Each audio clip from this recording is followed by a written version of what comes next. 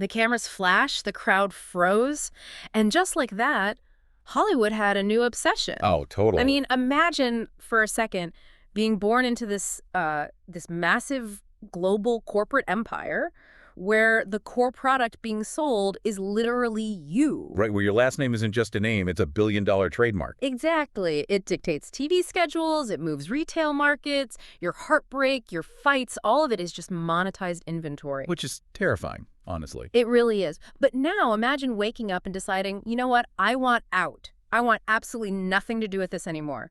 Kourtney Kardashian, as the world knows her, is gone forever. Just poof, gone. Welcome to Start Scope Report. I'm Jordan. And I'm Jamie. Join us as we uncover Hollywood drama, music industry shakeups, and viral influencer scandals. From red carpet surprises to, social media controversies, we dive deep into the stories behind the fame. And today's deep dive is, it's a profound one. We're looking at a massive seismic shift in reality TV's most powerful dynasty. We've got a wild stack of sources today. We're talking Wikipedia pages, recent Us Weekly updates, extra TV segments, Newsweek articles, and of course, some highly observant pop culture breakdowns from Reddit. Gotta love the Reddit sleuths. Always. And our mission today is to explore how a simple, basically innocent photo of a driver's license revealed this intentional fracturing of the family brand. Because, pop culture seems superficial, but this is a fascinating psychological case study on branding versus authentic identity. Yeah, 100%. Okay, let's unpack this because we really need to start with the catalyst. We're going back to June of 2023. Ah, yes. The infamous Instagram post. Right. So Kourtney posts this black and white picture of her new driver's license. The caption is just, "Say my name." And right there, printed on the official ID, is her new legal name, Kourtney Kardashian Barker. And she even cited The Knot, the wedding website, to explain the logistics to her fans. Like, she dropped her middle name, Mary, made Kardashian her middle name, and fully took Barker as her surname. Which, sounds like a standard post-wedding paperwork thing, right? On the surface, yeah. But the timing of this post is what makes it like a masterclass in subtle friction, because this went up literally right after an episode of their Hulu show, The Kardashians, aired. And we all know what happened in that episode. Oh, we do. The entire plot was about Kim Kardashian making her own trip to the DMV. Though, trip to the DMV is doing a lot of heavy lifting there. To put it mildly, Kim didn't just grab a number and sit in a plastic chair. She brought a full elite glam squad. Oh, yeah. Chris Appleton for hair, Ariel Tejada for makeup. Exactly. And they went in after regular business hours. Kim is standing there in black bike shorts and flip-flops, thanking the government employees for keeping the office open just for her. It's so surreal. And Chris Appleton explicitly tells the cameras, too many people live with driver's licenses that are not cute. Which is such a wild sentence to say out loud. Right. Then Kim makes the DMV employee wait to take the photo until she is perfectly posed and, quote, not smiling, while Ariel literally holds up professional studio lighting. What's fascinating here is the underlying mechanism of that scene. Because it's easy to just roll your eyes and say, oh, out-of-touch celebrity behavior. Sure, yeah. But there's a brutal, calculated logic to it. For Kim, there is no such thing as being off the clock. Her face is a stock ticker. Oh, that's a great way to put it. Her image is the foundational asset of a billion-dollar conglomerate. I mean, you wouldn't let someone snap a blurry iPhone photo of the Coca-Cola logo for an international ad campaign. Wow. Yeah, so to her, a bad ID photo is an actual devaluation of the brand. Precisely. She explicitly says in the episode that it's the most important photo you'll ever take. Every moment is a highly produced branding opportunity. And that is exactly why Kourtney's ID post is so powerful. It's like one sibling renting out a Hollywood studio for a passport photo, while the other proudly snaps a pic in a mall photo booth just to prove she's moved on. Kourtney isn't bringing in ring lights. No, she's proudly displaying this standard, unglamorous document. Almost like she's reclaiming the mundane, right? Grounding herself in off-camera reality. She absolutely is. This DMV juxtaposition represents two totally divergent worldviews. Kim views the world through asset management. Kourtney is just trying to validate a personal milestone without producing it for public consumption. But stepping away from this family business model, it's not just about a photo, it's this massive financial and emotional untangling. And if you're loving these Hollywood twists, make sure you're subscribed because we've got even crazier stories ahead. You really do not want to miss where this goes. So to really understand the fracture, we have to look at the Dolce & Gabbana feud. According to our sources, Kourtney felt Kim treated her May 2022 Italian wedding as just a free-for-all business opportunity. Right, because D&G designed the wedding. Yep. And shortly after, Kim partnered with them for a massive campaign. Kourtney went on the record complaining there was no loyalty, just greediness. She literally said, "It felt like there's no decency to ask me how I felt about her doing this so closely to my wedding." And Kim's defense was basically, well, I shouldn't have to ask permission for a business deal. And she claimed she was being mindful by avoiding specific archival looks Kourtney used. Which perfectly illustrates the disconnect. Kim is viewing this entirely through the lens of intellectual property and non-competes. Well, Kourtney is like, you're stepping on my wedding. She realizes that in this family, her personal life is viewed as open source IP. Exactly. When your family's primary export is your personal life, the boundary between sister and business rival dissolves. If the wedding is on TV, it's content, and content is leveraged. And Kim leveraged it. She did. But for Kourtney, the trust was broken, which kicked off this much larger process of erasure. Erasure is the perfect word, Yeah. because by early 2024, Kourtney is dropping the Kardashian name altogether. She registered for a Blink-182 charity event simply as Kourtney Barker. And that's not even the wildest part, the Kai Jeans incident. Oh man, the jeans. So Kylie launches her new brand, Kai. She sends Kourtney a pair of promotional denim jeans, and stitched in gold on the hip are the initials KK. Kourtney posts a selfie wearing them, supporting her sister, but publicly writes a caption asking, "Do you think I can get a KB instead?"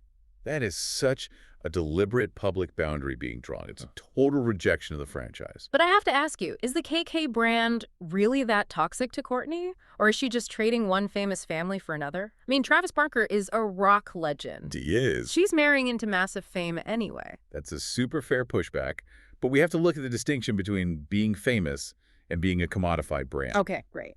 Travis Barker is famous for playing the drums. His music is his product. The Kardashian family is famous for being the Kardashian family. Their drama, their arguments, that is the product. Ah, I see. So by becoming a Barker, Kourtney is effectively stepping out of the product line. Exactly. Think about her sisters. When Kim and Khloe got married, they kept the Kardashian ties prominent, right? Kim Kardashian West, Khloe Kardashian Odom. Right, folding the husbands into the cinematic universe. Exactly. Kourtney is doing the opposite. She is systematically untangling herself and completely absorbing into the Barker unit. Travis, their new baby Rocky, and Travis's older kids, Landon, Alabama, and Atiana, she's choosing a new ecosystem. But breaking away from an ecosystem you've known your whole life requires breaking deeply ingrained behaviors. And later in the episode, we'll talk about the shocking twist nobody saw coming with Kris Jenner's name. But first, let's look at the therapy angle. Yeah, this shifts from public branding to intensely private family dynamics. So Kourtney has been in therapy since her 2017 split with Scott Disick. And in the December 2023 season finale, she tries to have a genuine conversation with Kris and Khloe. She directly asks Kris why she needs to be so controlling. Right. She points out a car ride where Kris was heavily backseat driving, and Kourtney asks very sincerely, "Are you ever curious about yourself? Like, have you ever explored this in therapy?" And how does the architect of this billion-dollar family respond to her daughter's emotional vulnerability? Kris completely ignores the question. She reaches out, grabs Kourtney's face, and asks, "Do you have a cute little dimple in your chin right there?" It's unbelievable. Kourtney is stunned, but she tries to keep going. And Kris, still holding her face, pivots again and says, "Do you think this little eyebrow is higher than that one?" It is genuinely staggering to watch. Here's where it gets really interesting, because the psychology is wild. It's like trying to tell someone the house is burning down, and they respond by fixing your collar. How do you even deal with a family that deflects deep psychological questions with shallow physical critiques? Don't. And the public saw right through it. The Reddit backlash was intense. The KUWTK snark community tore into Kris. Calling it narcissistic, right? Yeah, textbook example of avoiding real intimacy. One user noted, "You can totally see this is a normal thing growing up." So it's a foundational family dynamic. Exactly. People throw around the term generational trauma, but this perfectly illustrates it in reality TV royalty. The learned behavior that your worth is tied to physical perfection and public consumption. Kourtney wants emotional depth, but the matriarch suppresses it for surface-level aesthetics. Because for Kris, the surface is the reality. If the eyebrows match, the family is fine. Precisely. Kourtney's realizing she can't heal in the environment that made her sick. You can't ask a PR machine for private maternal validation. It's not programmed for it. That makes the name change feel like a survival tactic. But while Kourtney is running away from the name, there is a twist regarding who actually tried to hoard it. And stay tuned and hit that subscribe button so you don't miss these deep dives, because this part is crazy. It really is. It raises the question of how the rest of the family views the title, because they definitely don't see it as a burden. Not at all. Let's look at this deleted scene from 2016. Kris Jenner is talking to Khloe, and Kris reveals she actually wants to change her name back to Kardashian. Even though she'd been Kris Jenner for over 2 decades. Right. She married Caitlyn Jenner in 1991. But in 2016, Kris is complaining about making restaurant reservations. She casually says, "I call the manager usually, and I say, hey, it's Kris Kardashian." And Khloe is completely weirded out. She tells her mother it would be incredibly insulting to Kendall and Kylie. And Kris's justification, she just says, "I'm the original." It is such a revealing moment. She treats identity like a vintage handbag. She wants the Kardashian name back simply because, in 2016, it held the most social capital. The absurdity of their bubble is next level. Kris even joked, "If Bruce can change his name to Caitlyn, I think I'm good." Which is a remarkably tone-deaf equivalence, comparing a profound gender transition to a PR surname swap for better restaurant tables. But it underscores their philosophy. Identity is flexible currency. And the public treats them the exact same way. The invasion is inescapable. According to our Newsweek source, there was a wild internet conspiracy theory in 2020 that perfectly captures this. Oh, the Justin Bieber rumor? Yes. Fans analyzed old poolside photos and started a massive rumor that Justin Bieber is the secret biological father of Kourtney's son, Reign. Based on absolutely nothing, except she was briefly linked to him in 2015, and some fans thought the kid's face looked like Bieber's. It's insane. People were swarming her comments. Neither of them ever confirmed a romance, let alone a secret child. But it shows how the Kardashian name acts as a magnet for boundaryless public obsession. Your child's parentage isn't private. It's fodder for strangers in Instagram comments. If we synthesize all this, the DMV stunt, the D&G monetization, the therapy deflection, the Bieber rumors, and Kris hoarding the name, the picture's clear. Kardashian is a commodity. Kris wanted it for value. Kim guards and monetizes it. But Kourtney sees the paradox. When you have all the money and fame, the ultimate luxury isn't a custom dress or renting out the DMV. And what is it? The ultimate luxury is having the freedom to walk away, to drop the trademark and just be a Barker. So when Kourtney asks for KB on her jeans or posts that ID, it's not a rebrand, it's a resignation letter. She is formally resigning from the role of the product. And that takes incredible psychological strength. It is profoundly difficult to set boundaries when your family's love seems tied to your willingness to be consumed. It flips the script on privilege. Yeah. But before we go, we want to leave you with one final provocative thought. Yeah. If you look at the calendar, today's date is exactly April 18th, 2026. And according to our sources, Kourtney Kardashian was born on April 18th, 1979. Wow. That means today is literally her 47th birthday. So as you go about your day, think about this. When you spend 47 years building a name that defines global culture, is the ultimate act of rebellion simply choosing to be someone else?